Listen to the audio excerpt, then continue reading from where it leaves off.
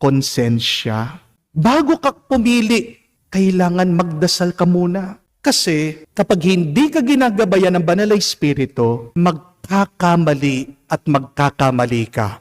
Amen? Minsan po, meron nagtanong sa akin.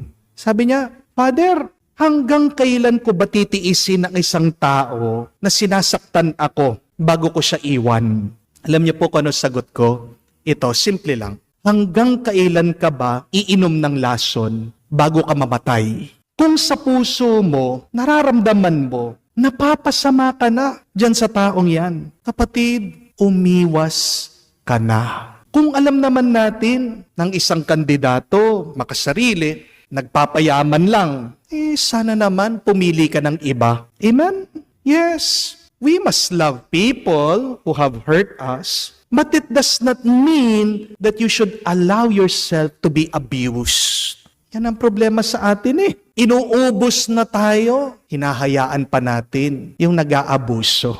Yes, you must pray for people who hurt you.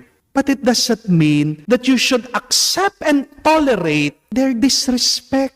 Patawarin mo yung tao. Pero sana matuto ka dun sa ginawa nila. Minsan, para mahalin natin ang ating sarili, kailangan nating iwasan yung mga taong nakasakit na sa atin.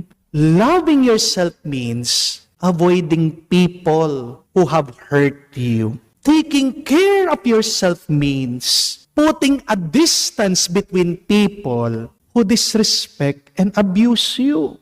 Kahit na konting masama lang yung ginawa ng ibang tao. Kapatid, hindi katanggap-tanggap yan. Hindi naman po masama na mag-unfriend o mag-unfollow ng isang tao. Di po ba? Minsan, kailangan mong iwasan yung mga kaibigan mo, kamag-anak mo, kakilala mo, para lang lumago ka o para mas maging mabunga ang iyong buhay. Kasi hindi naman po lahat ng mga tao pasasayahin ka. Hindi naman lahat ng tao bibigyan ka ng pag-asa. Hindi naman lahat ng tao naniniwala dyan sa iyong pangarap at panaginip. May dahilan po ang Diyos. Bakit hinayaan niyang maimbento ang lagare?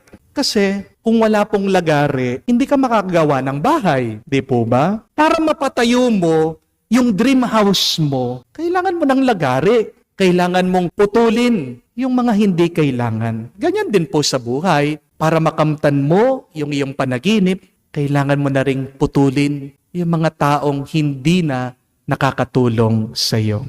Hindi ka aasenso